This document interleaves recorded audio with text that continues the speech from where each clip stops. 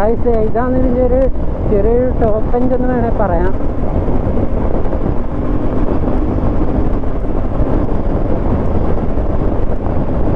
Hi guys, welcome back to my new video. Guys ഇന്ന് നമ്മുടെ കൂടെയുള്ള വണ്ടി എന്ന് വെച്ചാൽ നമ്മുടെ സുസുക്കിയുടെ V-Strom SX250 ഉള്ളത്.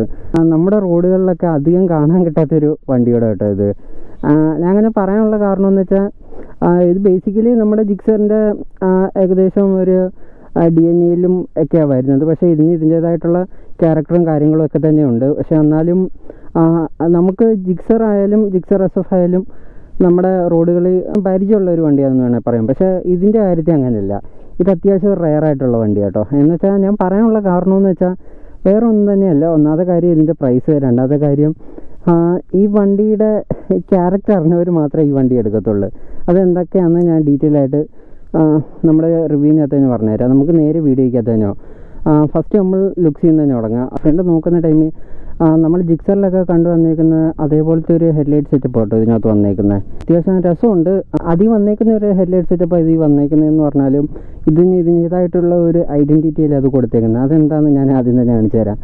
ഈ ഹെഡ്ലൈറ്റ് വന്നേക്കുന്നുണ്ടല്ലേ, ഈ ഹെഡ്ലൈറ്റും ഈ ടാങ്ക് എന്ന് വെച്ചാൽ നമ്മൾ ജിക്സറിലൊക്കെ കൊണ്ടുവന്നേക്കുന്ന അതേ ഒരു ടാങ്ക് സെറ്റപ്പ് തന്നെ. ആ ഒരു ഹെഡ്ലൈറ്റിൻ്റെ യൂണിറ്റും ഈ ടാങ്കും തമ്മിലുള്ള ഈ ഒരു കൗൾ സെറ്റപ്പ് കണ്ടില്ലേ, അത് നല്ല രസമായിട്ട് അത് ചെയ്തേപ്പുണ്ട്. അതുകൊണ്ടാണ് ഇതിനൊരു പ്രോപ്പർ അഡ്വഞ്ചർ ബൈക്കിൻ്റെ ഒരു ലുക്ക് ഇതിനകത്ത് വന്നേക്കുന്നത്. ബാക്ക് ടു നമ്മുടെ ഹെഡ്ലൈറ്റിൽ തന്നെ വരാം. അത്യാവശ്യം നല്ല പർപ്പസ്ഫുള്ളായിട്ടുള്ള ഒരു ഹെഡ്ലൈറ്റ് കേട്ടോ. അത്യാവശ്യം നല്ല വിസിബിലിറ്റിയും കാര്യങ്ങളൊക്കെ നമുക്ക് നൈറ്റ് ഓടിക്കുന്ന ടൈമിലും കിട്ടുന്നുണ്ട്. നമ്മൾ ഫ്രണ്ടിലത്തെ സസ്പെൻഷൻ നോക്കുന്ന ടൈമിൽ 43mm UST ഫോർക്കോ കാര്യങ്ങളൊന്നും തന്നെ വരുന്നില്ല. സാധാരണ ടെലിസ്കോപ്പിക് സസ്പെൻഷൻ ഇതിനകത്ത് വന്നേക്കുന്നത്. അത്യാവശ്യം കുഴപ്പമില്ല, അത്യാവശ്യം നല്ല സ്റ്റിഫായിട്ടുള്ള സസ്പെൻഷന്. ഞാൻ ഓടിക്കുന്ന ടൈമിൽ ഡീറ്റെയിൽ ആയിട്ട് സസ്പെൻഷൻ്റെ ഫീലും കാര്യങ്ങളൊക്കെ പറഞ്ഞുതരാം. രണ്ടിലത്തെ ബ്രേക്ക് നോക്കുന്ന ടൈമിൽ ഒരു 300mm ഡിസ്കാണ് നമുക്ക് ഫ്രണ്ടിൽ കാണാൻ പറ്റുന്നത്. അത്യാവശ്യം നല്ലൊരു ബ്രേക്കിംഗ് ബൈറ്റും കാര്യങ്ങളും ഇതിനകത്തുനിന്ന് കിട്ടുന്നുണ്ട്. രണ്ടിലത്തെ ടയർ സെക്ഷൻ നോക്കുന്ന ടൈമിൽ 119 സെക്ഷൻ ടയേഴ്സ് കേട്ടോ ഫ്രണ്ടിൽ കൊടുത്തേക്കുന്നത്.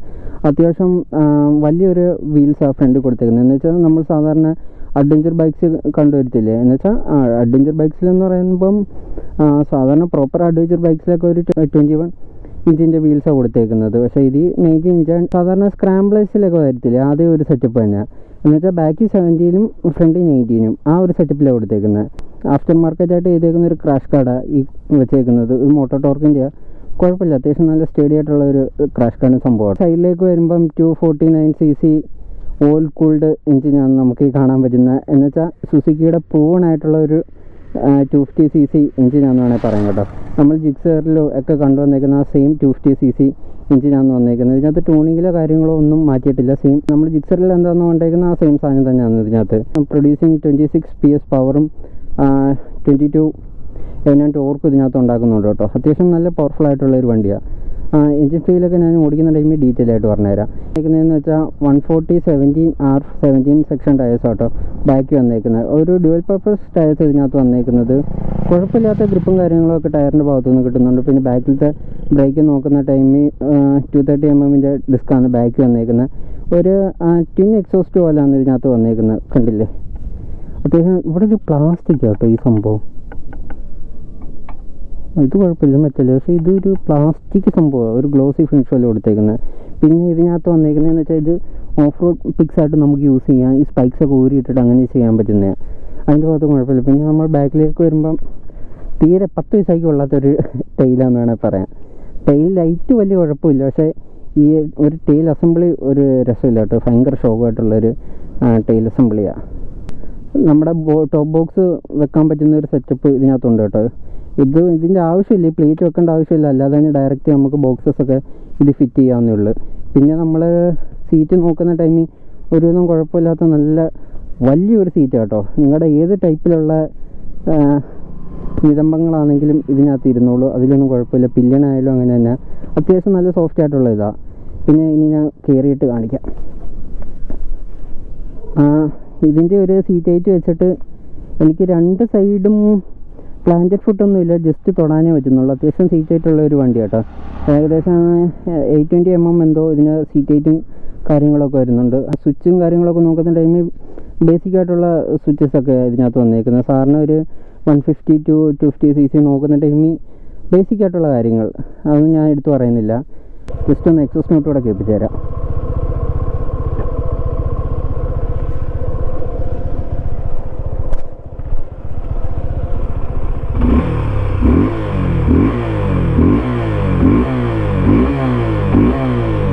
എക്സസ് നോട്ട് എങ്ങനെയുണ്ട്?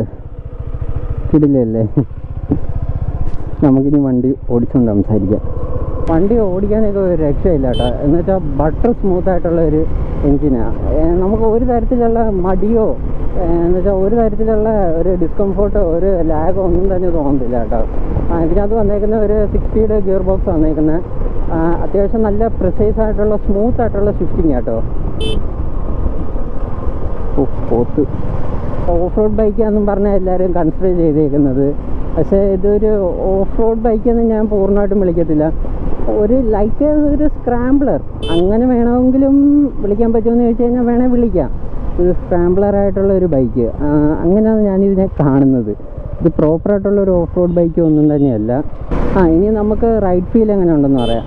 റൈഡ് ഫീൽ എന്നൊക്കെ പറയുന്നത് അത്യാവശ്യം നല്ല ബട്ടറി സ്മൂത്തായിട്ടുള്ള ഒരു എൻജിനാണ് കേട്ടോ. ഇതില്ല റൈഡ് ഫീൽ ഇതിനകത്തൊന്നും കിട്ടുന്നത് ഒരു തരത്തിലുള്ള മടുപ്പോ കാര്യങ്ങളൊന്നും തന്നെയില്ല. എന്നുവെച്ചാൽ നമ്മൾ ആദ്യത്തെ ഒരു ബോട്ടമിൽ നോക്കുന്ന ടൈമിൽ വലിയൊരു പവറോ കാര്യങ്ങളോ ഒന്നും തന്നെയില്ല. ഒരു ഗുമ്മോടെയോ ഒരു നമ്മളെ എൻഗേജ് ചെയ്യിക്കുന്ന രീതിക്കൊന്നും അല്ല ആദ്യത്തെ ഒരു 4 to 5 RPM വരെ പോകുന്നത്.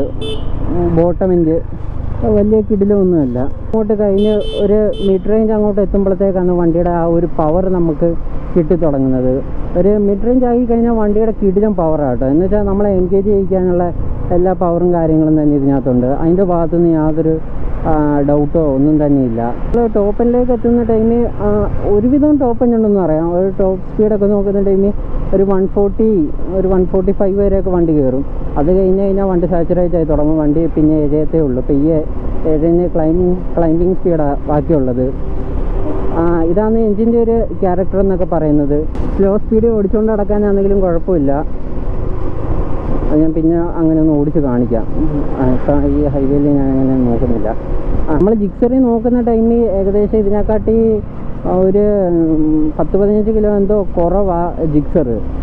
അതിൻ്റെ സെയിം ബ്രേക്കിംഗ് ഞാൻ ഇതിനകത്ത് വന്നേക്കുന്നത്. അപ്പം ആ ഒരു വെയിറ്റ് കൂടിയപ്പോൾ ആ ബ്രേക്കിംഗ് വെച്ചിട്ട് ഈ ബ്രേക്കിംഗ് മതിയോന്ന് ചോദിച്ചു കഴിഞ്ഞാൽ അത്യാവശ്യം കുഴപ്പമില്ല. അത്യാവശ്യം നല്ല രീതിക്ക് ബ്രേക്കിംഗ് ബൈറ്റും കാര്യങ്ങളൊക്കെ തന്നെ തരുന്നുണ്ട് കേട്ടോ. അങ്ങനെ ആ നോസ് ടൈപ്പോ കാര്യങ്ങളൊന്നും തന്നെയില്ല. ഒന്നാമത്തെ കാര്യം എന്ന് വെച്ചാൽ സസ്പെൻഷൻ അത്യാവശ്യം നല്ല സ്റ്റിഫായിട്ടുള്ളൊരു സസ്പെൻഷനാണ്. പിന്നെ ബാക്ക് ബ്രേക്ക് ഒരു ആവറേജ് ആയിട്ടാണ് എനിക്ക് തോന്നുന്നത്. അത്രയ്ക്ക് വലിയ ബൈറ്റോ കാര്യങ്ങളൊന്നും തന്നെയില്ല. പക്ഷേ ഫ്രണ്ട് ബ്രേക്ക് ഓക്കെ കേട്ടോ. ഈ വണ്ടിയെ പിടിച്ചു നിർത്താൻ പറ്റുന്ന എല്ലാത്തരം ബ്രേക്കിംഗ് ഇതിനകത്തുണ്ട്. എന്നാലും നമ്മൾ KTMസിലൊക്കെ കണ്ടുവന്നേക്കുന്ന പോലെയുള്ളൊരു ഷാർപ്പ് ബ്രേക്കിംഗ് ഇല്ല. അത് നിങ്ങൾ എക്സ്പെക്റ്റ് ചെയ്യില്ല. ക്ലച്ച് ഫീൽ നോക്കുന്ന ടൈമിൽ അത്യാവശ്യം കിടിലം സ്മൂത്തായിട്ടുള്ള ക്ലച്ചാണ്. ഭയങ്കര സോഫ്റ്റ് ആയിട്ടുള്ള ഒരു ക്ലച്ച് കേട്ടോ. നമുക്കൊരു തരത്തിലുള്ള കൈക്ക് പെയിനോ കാര്യങ്ങളോ ഒന്നും തന്നെയില്ല. സിറ്റിയിൽ എത്ര തവണ ഓടിച്ചാലും അങ്ങനെയുള്ള ഒരു ബുദ്ധിമുട്ടോ തോന്നുന്നില്ല. പിന്നെ ഗിയർ ബോക്സ് നോക്കിയാലും ഭയങ്കര സ്മൂത്തായിട്ടുള്ള ഷിഫ്റ്റിങ് കേട്ടോ. ഒരു തരത്തിലുള്ള ഫോൾസ് ന്യൂട്ടേഴ്സോ കാര്യങ്ങളോ ഒന്നും തന്നെയില്ല. സ്മൂത്തായിട്ട് ഷിഫ്റ്റ് ചെയ്യാൻ പറ്റുന്നുണ്ട്. ഒരു എഫേർട്ട് വിടേണ്ട ആവശ്യമില്ല. അതൊക്കെ നൈസാണ്. പിന്നെ എനിക്ക് തോന്നിയിട്ടുള്ള ചെറിയൊരു സ്പീഡിൽ പോകുന്ന ടൈമിൽ ഒരു ചെറിയൊരു വൈബ്രേഷൻ എന്ന് വേണേ എന്നും പറയാം.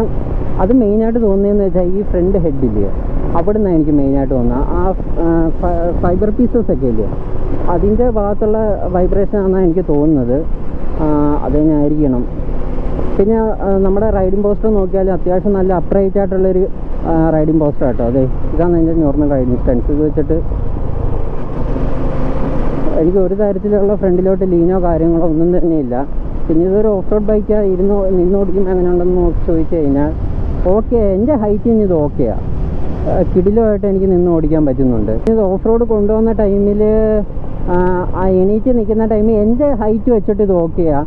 എനിക്ക് കംഫർട്ടായിട്ട് നിൽക്കാൻ പറ്റുന്നുണ്ട്. പക്ഷേ എൻ്റെ ഒരു ഹൈറ്റ് വരുന്ന ഒരു 5.5 5.6 ആ ഒരിതാണ്. അതിൻ്റെ മണ്ടയ്ക്കോട്ടുള്ള ഒരാളാണെങ്കിൽ ഇത് അത്രയ്ക്കൊരു കംഫർട്ട് ആയിരിക്കത്തില്ല കേട്ടോ. ഈ നമ്മുടെ റൈഡിങ് പോസ്റ്റർ എന്ന് വെച്ചാൽ എണീറ്റ് നിന്ന് ഓടിക്കുന്ന ടൈമിലുള്ള കാര്യം ഞാൻ പറഞ്ഞത്. ഒരു ഹമ്പ് ഒന്ന് ചടിച്ചു നോക്കാം. ഹമ്പ് കുഴപ്പമില്ല കേട്ടോ. അത്യാവശ്യം നല്ല കിടിലായിട്ട് തന്നെ എടുക്കുന്നുണ്ട്. പിന്നെ ബാക്കിൽ സസ്പെൻഷൻ നോക്കിക്കഴിഞ്ഞാൽ ഫ്രണ്ടിലത്തെ പോലെയല്ല, സ്റ്റിഫോ കാര്യങ്ങളൊന്നും തന്നെയല്ല. അത്യാവശ്യം നല്ല സോഫ്റ്റാണ്. എന്നുവെച്ചാൽ ചാടി കളിക്കുന്ന രീതിക്കുള്ള സോഫ്റ്റ് കാര്യങ്ങളൊന്നും തന്നെയല്ല. എന്നാലും ഒരു മോഡറേറ്റ്ലി സോഫ്റ്റ് ആയിട്ടുള്ള ഒരു ഇതാണെന്ന് വേണമെങ്കിൽ പറയാം. എന്നാലും ഹൈ സ്പീഡിൽ പോകുന്ന ടൈമിൽ ഒരു സ്റ്റെബിലിറ്റിയും കാര്യങ്ങളൊക്കെ തന്നെ നമുക്ക് കിട്ടുന്നുമുണ്ട്. അതിൻ്റെ ഭാഗത്തൊന്നും യാതൊരു പ്രശ്നങ്ങളില്ല. അതൊക്കെ നമുക്ക് നൈസാണ്.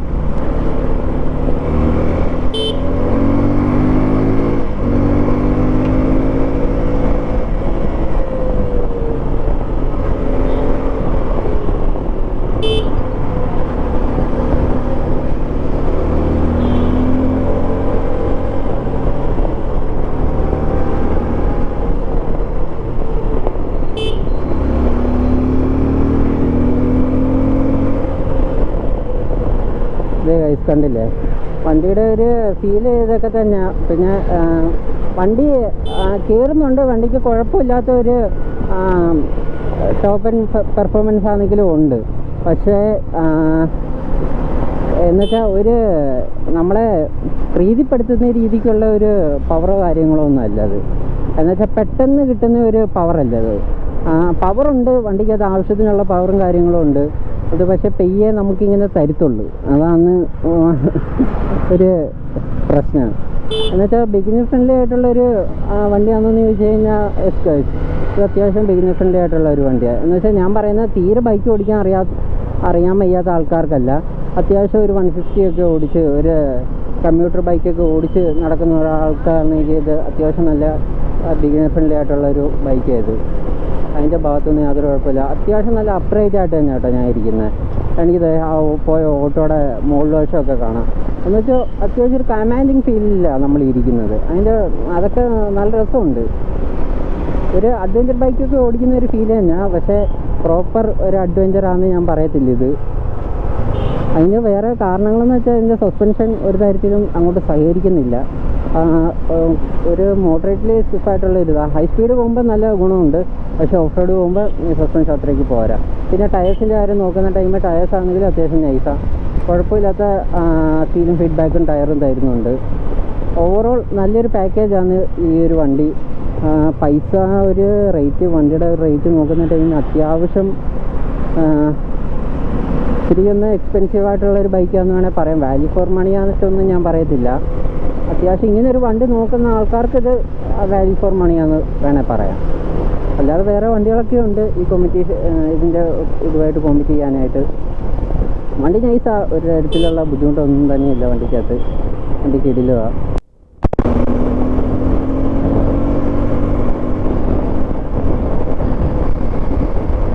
ഇതാണ് ഇതിൻ്റെ ഒരു ചെറിയൊരു ടോപ്പ് എൻഡ് എന്ന് വേണേൽ പറയാം.